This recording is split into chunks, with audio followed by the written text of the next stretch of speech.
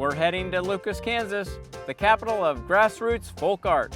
From the iconic Garden of Eden to eye-popping folk art tucked into every corner of town, Lucas is unlike anywhere else. Get ready to see the unexpected, taste local favorites, and do something totally unforgettable. Only in Lucas, Kansas. Come along.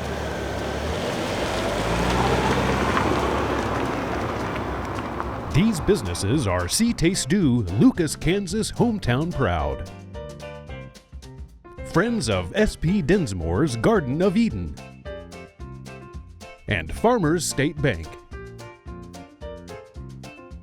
Support comes from the Mulvane Historical Society, housed in the former Santa Fe Depot. Open Tuesday through Saturday, 10 a.m. to 4 p.m. Learn more at mulvanedepot.com.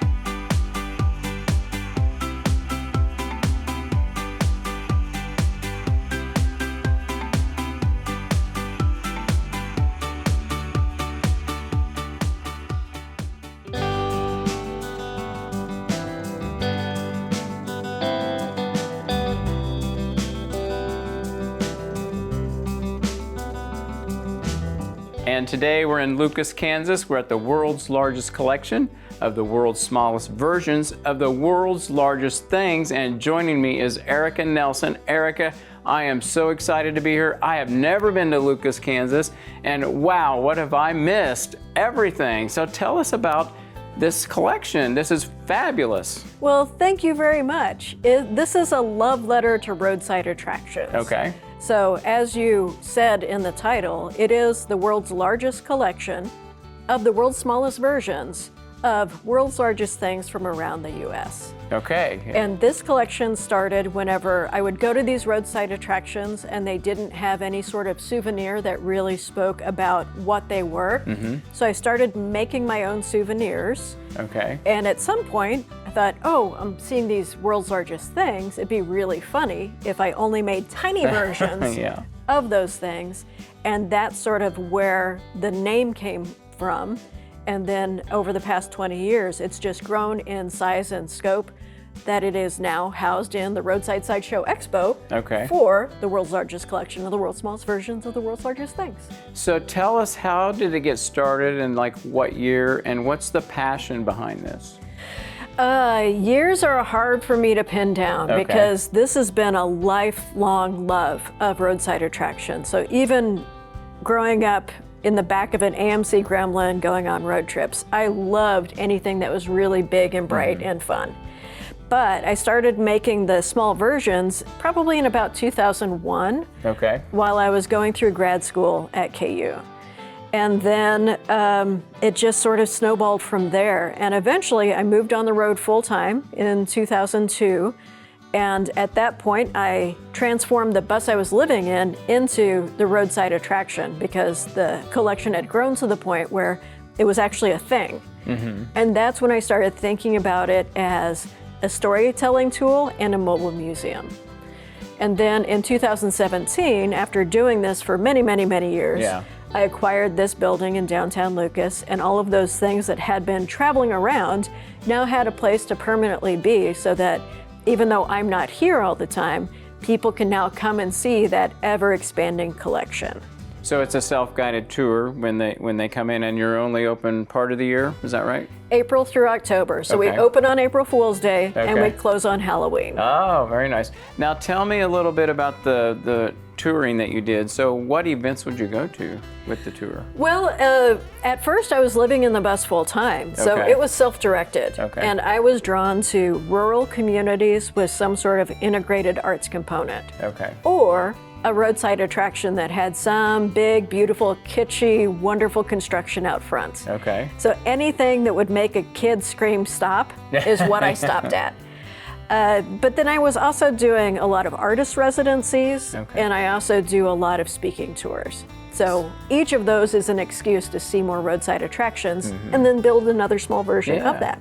So tell the folks when they come in, what some of the highlights that they can see in the building.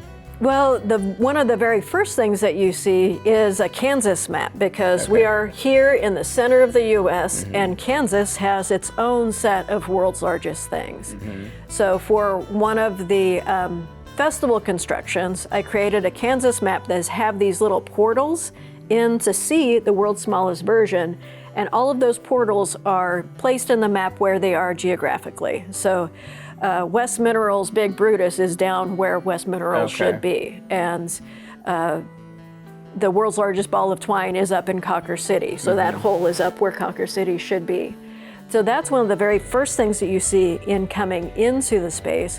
But then things are sort of arranged in these sets of circus wagons that are sort of themed. Okay. So this one is about Midwest marbles. There's another one that's just the Texas and California collection.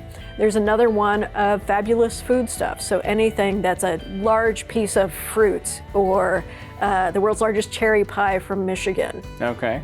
And then in the back, you have a tribute to a very special man, is that correct? Yeah, we lost a very special artist in Lucas named Eric Abraham. So there's one small tribute room for the people who knew and loved this famous porcelain artist who had a studio downtown. When he passed, part of his collection came here. So there's a tiny room in the back where you can go and remember our friend Eric Abraham. And then also, I noticed you've been on some pretty cool television shows over time. Tell us a little bit about that. I have been a guest on Conan.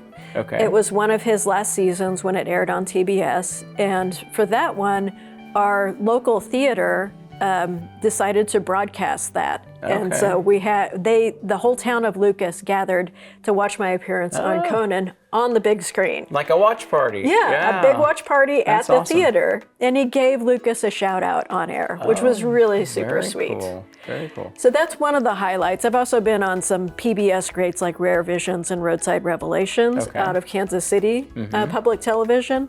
And Rove McManus, a comedian from Australia, also loves big things. So I got to go out to California and do a little special segment on his LA program. So tell us a little bit about the folks that come here. I know you're not here necessarily when they come, but have you had word that people from different states across America or even out of the country have come? Yes, and that's something that is really special about Lucas. Lucas has a long timeline of tourism dating back to Garden of Eden days. And we create things so that there's always something new to see. So in all of the guest books around town, you'll find people from all over the country and all over the world. Okay. And people will often text me to make sure that I'm open, and I also get to gather some of their background stories. Okay. And they're often people on epic road trips of their own. And since we're in Kansas, in the middle of everything, it's usually right at the midpoint of these epic journeys. So we really get to see a lot of fun visitors. Well, I tell you, Erica, we've had a great time here, and I know you could spend hours and hours in here just to see everything because there's so much to see, and we appreciate your time, and thank you so very much. We've had a great time. Thank you again. Thank you so much.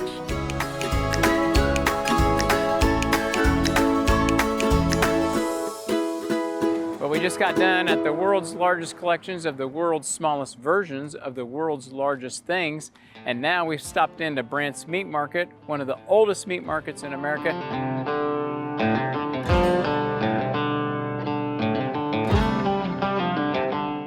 Brant is one of the oldest meat markets in America. We are 103 years old.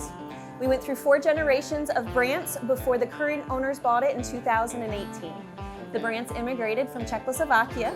That is a painting of the little village that they came from, and the same artist did some Kansas scenery over on the other side. This is the original showcase, and this over here is the original butcher's block. These metal studs were in the middle of it, so you can see how much it's worn down over 100 years.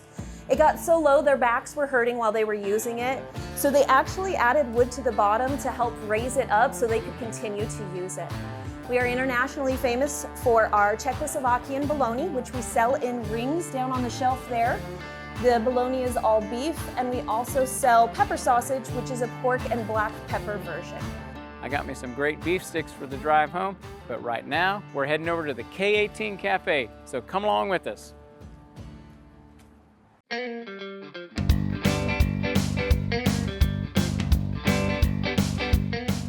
And now we're here at the K18 Cafe with David Urban, the owner of the cafe. And David, I am so hungry I could eat a bear. There you go.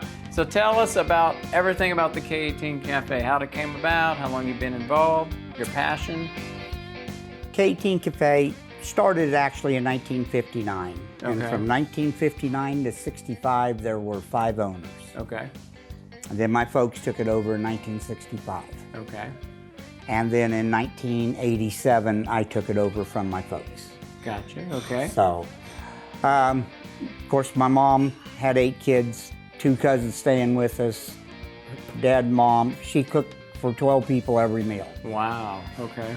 Always cooked a lot of food. Yeah. I mean, there's a lot of us. Sure. So that kind of rubbed off into the cafe, and I think that's part of the reason the restaurant's been successful, because you get a good meal at a fair price and lots to eat. Yeah. So, and that brings people back. And then, so has it been here the whole time? The Oh, cafe? Yeah. This building? Okay. This building, Okay. yeah. Okay. This dining room was added on, in the early 60s. Okay. And so what about people from all over the country, I would imagine, have come here, or do you have out of country visitors, or how's that Have work? had, and a lot of that isn't because of K18 Cafe. A lot of Right. it is because of our Grassroots Art Center, the Garden of Eden. But when they Google us Yeah. on Yelp, they say, well, we're going to Lucas, is there any place to eat? Then they Okay. find us, and then Comes up. we've gotten lots of great reviews. Yeah. So Okay. So we have a spread of food in front of me. So tell me a little bit about each, and I'm going to sample as you talk. So you tell me what you want me to start with. okay, well, you can, I don't know if you like sauteed onions, but I do like the hash sauteed. browns. Okay. So I put those on the hash browns. You can a put little those bit? on the hash browns. Okay. They move the salt and pepper down here if you need Oh, it. I'm You're good. Yeah, I'm good. Well, sample, that's Okay. homemade. We boil the hash browns, Okay. okay, and then they cool a little bit. It's best to peel them hot because they peel easier. So peel the potatoes, then they're cooled, and then they're ground into hash browns. Yeah. And we usually go through around, slower time of the year now a little bit after the summer, 300 to 300 pounds a week. Wow. So I love this because it's from scratch. Scratch. Yeah. So The that's chick- very good. Chicken fried steak there. Okay. Maybe a little gravy on top. Oh, a little gravy on Okay. top never hurts chicken fried steak. Gravy's good. Gravy's my friend. There you go. It starts out as a cube steak, Okay. and then it goes through a egg wash, eggs and milk, Okay. but it's breaded with saltine crackers, Oh, okay. not flour like a lot of chicken fries are done. And it's not in the deep fat fryer, it's cooked on the grill. That's So, excellent. that's I love that. Thank you. Thank you. Oh my goodness, what do we got there? Coconut cream pie with meringue. Whoa, you know what my dad used to call meringue? Calf slobbers. Oh, you guys knew it. You knew it. I've fed bucket cats. That's awesome. Oh, this is great. I love that. Great. Okay, so I'm gonna move on. What should I go for the Try that pulled pork. Okay. Of course, that's pork butts that we smoke here. I gotta have some A barbecue. little bit of barbecue Yeah. sauce. I'm a dipper. Okay. I like to dip it. I don't want to put it on there. Well, and that's usually served with a bun, but you guys are going to be eating a lot yeah, of food. that's so- okay. Okay, here we go.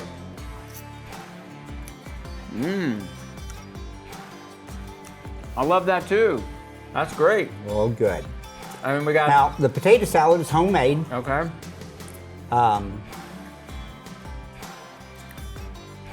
Non-mustard version? no mustard. Or no mustard, okay. You know, I made a mistake when I made it one time. I forgot to put the mustard in. Yeah. And like my mom would always go out and sample everything to everybody, Yeah. make sure it was good. Yeah. And everybody said, I don't know what you did to this, but it's better than ever. Oh, there we go. Okay, well, I'm going to give this a go. Okay. And you got some pickles in there too? Oh, you know, a little bit of relish. Yeah, some onions. Now, it's like not made with mayonnaise, it's Yeah. made with salad dressing, so it's a little sweeter. I like it better than the mustard version. Yeah, That's great. Everybody did too. So. And then we got some baked beans. Baked beans. Now we start with Allen's baked beans, Okay. and then we doctor them from there. Okay. Here we go. Got some get, bacon. Get a piece of bacon I see in some there. bacon Some in bacon there. in there. Bacon is my friend too. I That's love it. bacon. Yeah. Not that I'm putting ads out for everybody else, but our bacon comes from Fanistill. It's a company out of Emporia, Kansas. Okay. It's very good bacon. That's very good. We go through 75 pounds of bacon every week. Wow. That's a lot of pig. I'm telling you what, there's been a lot of sacrifices. And now what do we got here? This is our hot beef. Okay. Our gravy is homemade. Uh-huh. The potatoes must be real because it says real mashed potatoes on the package. Yeah. Okay, all right. They are very good potatoes. Okay. Let me get that pork off there. Okay. And like I said, the gravy, it's homemade. We start with the beef base. Okay. And, anybody that cooks knows what kitchen bouquet is. I think a lot of people now don't know what kitchen bouquet is because it's not used as much. Yeah. Everybody gets their brown gravy out of a package. Yeah, nobody wants that. So, but no, the base and the water and onion powder, just kind of like you would cook a roast Sure, in. right. And then you get this broth. Put the same thing in there when you're making the broth. Okay. Well, here we go. That slides down nicely. Yeah. I love that. Oh, wait till you taste the roast beef. Oh, it is here so we go. tender. Oh, don't get your knife. You don't need a knife. Oh, I don't need my knife? No. Is this mushrooms? No, No? no, that's just roast beef. Roast gravy. beef on top? Okay. Yeah, on okay. top piece of bread. Okay, I got you. Yeah. Yeah, you're right. Don't need no knife there. Don't need a Wait, knife. I gotta scoop it up. I gotta get the roast Little- beef and the gravy and the bread all together. All together. There you go. I'm having a little difficulty. Okay, here we go. Holy mackerel. Best roast beef ever. It is so My good. goodness. It is so good. That is great. I love that. Thank you. Awesome. I'm gonna have another bite, but And I don't even need to use a knife. No, you Yeah, do not. Don't need the knife. Oh, wait till you taste the pie. Oh, I'm about ready. Honestly, that's the best roast beef I've ever had. Well, That is awesome. that's why we keep it the way it is. Yeah, secret recipe. Yeah, you didn't hear me elaborate on Yeah. that.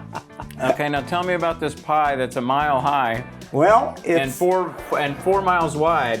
it's. Holy mackerel! Look at that, I know. man. That's homemade meringue.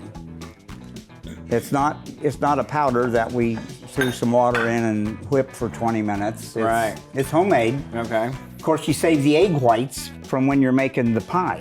Okay. Okay, because the egg whites is what makes the Right. meringue. Yeah. There's no cream of tartar or anything in it, Okay. but it's not a special recipe. It's out there. It Yeah. just takes a lot of work. yeah. You take a little bit of water and sugar and cornstarch, you cook that over an open fire, okay, until it turns clear, okay, while you're beating the egg whites Yeah. and a little bit of sugar and a little bit of vanilla. Yeah. Well, and once it all gets whipped up, you'll add more of the sugar, Okay. and then you'll add this mixture of cornstarch. And you notice how it doesn't weep all over the place? Right.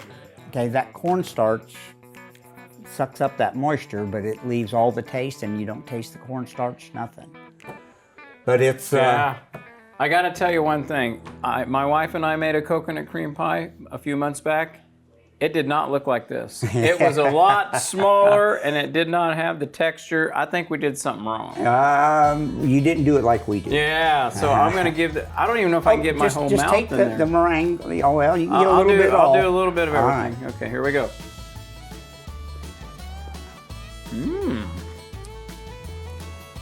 Now the crust is homemade too. Of See, I course. didn't even get any No, crust. you didn't get down I to got the to get crust. down to the crust because crust is one of my favorite parts. Yeah. It's better crust if you make it with lard, but we try to make it a little more healthy. Yeah. If I was in a competition, the crust would be made with Yeah. lard. You know, In lard- fact, not to name another name, but Yeah. John Morrell Snowcap lard Yeah. is the best lard. Yeah. You know, we used to buy that years ago in 5-gallon tins. Yeah. But I think nowadays they're saying lard really ain't too bad for you. I know that. May have to go back to that. I think that honestly, there's something that. Why did those people back in the day live so long? I know. Right? My mom's just over 100 right now. We heard that. Yeah. Yeah, that's awesome. Yeah. Well, David, this has been a feast that I've enjoyed thoroughly. Good. And you got something great going here, and I hope it goes for 100 more years. It will go a long time. Yeah. I don't want, it cost me so much at Christmas with all my grandkids. Yeah. Someone's going to take it over. Yeah, there you go. Well, thank you, Okay. sir. You bet. We Thank you, appreciate Phil. it. You bet.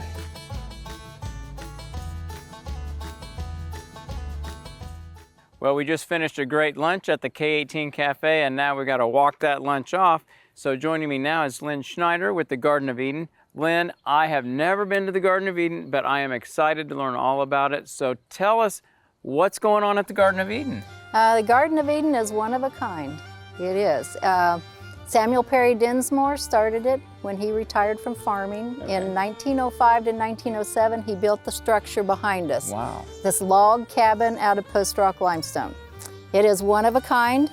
No two doors, no two windows are the same size. He built it so people would come and see and tour it. So it was a touring place even in the early 1900s before he started working on these sculptures. And did the sculptures start at that same time, or was it later? Sculptures were after he had finished with the house. Okay. I think he probably kind of got interested in that concrete Yeah. as he was doing the house there. So he thought, now I can do some stuff here. And he was very involved with the Populist Party. Uh-huh. So very political sculptures, and a self-taught artist, never had any kind of training on art. Being a farmer, they could do anything. Sure. They had to do lots of skills. So Yeah. yeah, he had people coming because the train was about a block away. He encouraged people to come because he had lights in his sculptures and his house before the city ever had electricity. Okay. So they would come off the train and come up here and look at it. And he was the debater, showman, debater. He enjoyed people, talking to people. So sometimes 300 people here on a single day. Wow. Yeah. So tell us, like, obviously Adam and Eve, we've seen Yeah. that, Cain and Abel, but tell us some of the other things that people will see when they come through. The Populist Party was very strong in encouraging people that big businesses were taking advantage of the working people. So most of the sculptures have that flair to them.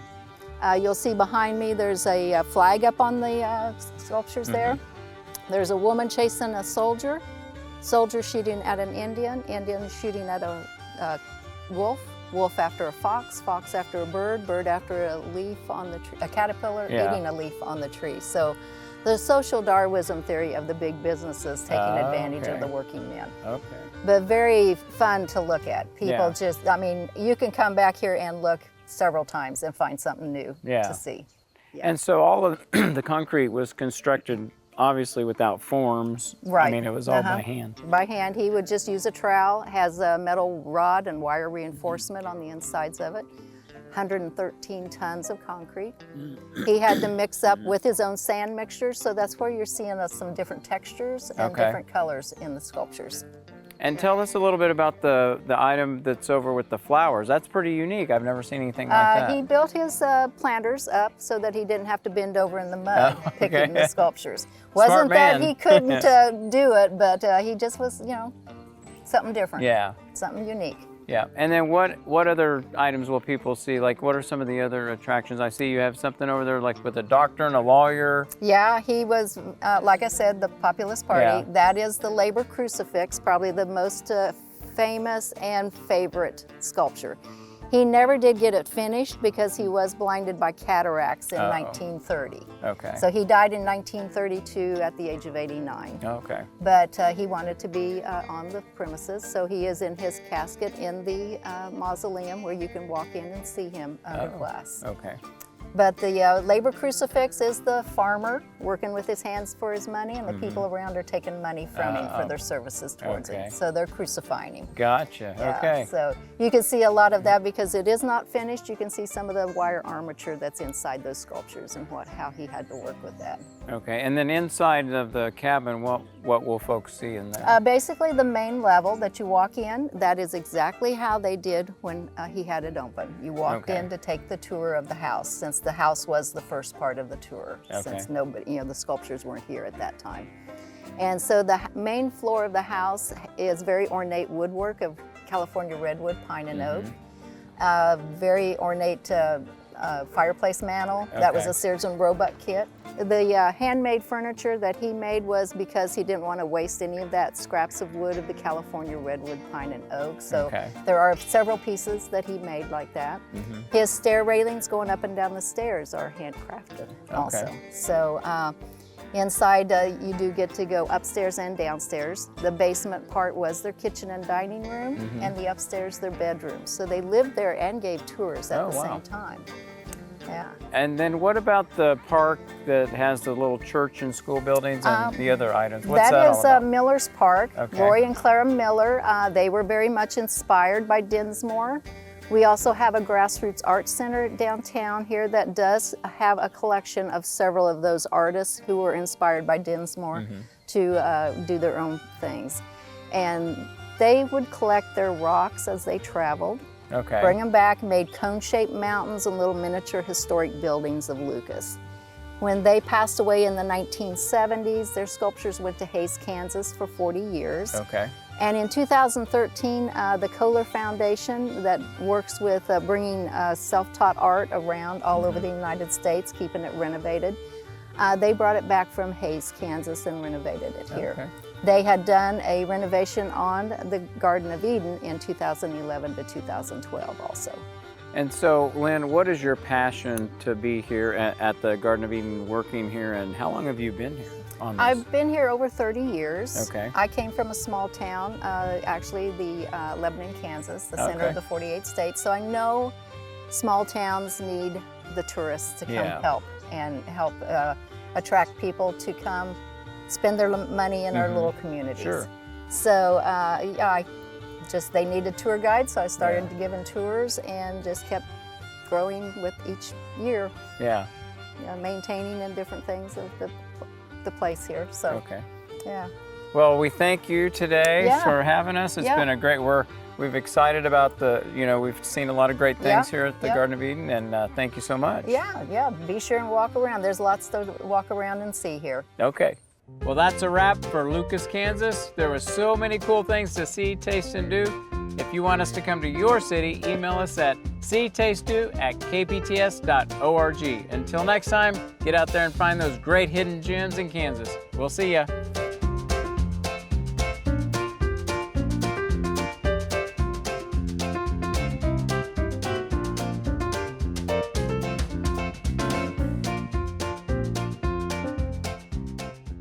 These businesses are See Taste Do, Lucas, Kansas, hometown proud. Friends of S.P. Dinsmore's Garden of Eden. And Farmers State Bank.